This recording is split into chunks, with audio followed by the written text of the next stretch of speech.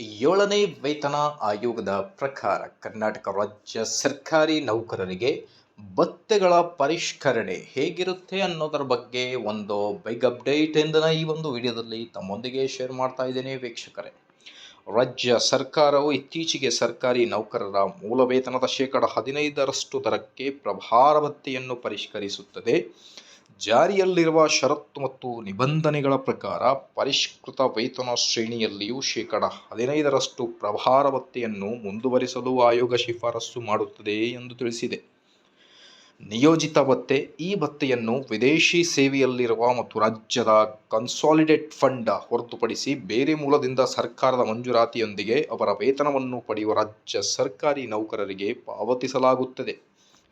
ಅವರು ತಿಂಗಳ ಗರಿಷ್ಠ ₹200ಕ್ಕೆ ಒಳಪಟ್ಟು ಮೂಲ ವೇತನದ 5% ನಿಯೋಜನಾ ಭತ್ಯೆ, ವಿದೇಶಿ ಸೇವಾ ಭತ್ಯೆಗೆ ಅರ್ಹರಾಗಿರುತ್ತಾರೆ. ಹಾಗಾಗಿ ವೈದ್ಯಕೀಯ ಭತ್ಯೆ ಕುರಿತು ಕೂಡ ನಿಮಗೆ ಚರ್ಚೆಯನ್ನು ಮಾಡ್ತಾ ಇದ್ದೇನೆ ವೀಕ್ಷಕರೇ.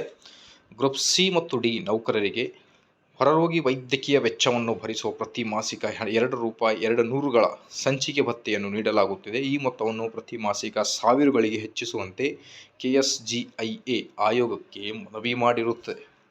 ಇದೇ ಥರ ಮಾಹಿತಿಗೋಸ್ಕರ ವೀಕ್ಷಕರೇ ದಯವಿಟ್ಟು ನಮ್ಮ ಯೂಟ್ಯೂಬ್ ಚಾನಲನ್ನು ಸಬ್ಸ್ಕ್ರೈಬ್ ಮಾಡಿಕೊಳ್ಳಿ. Thank you.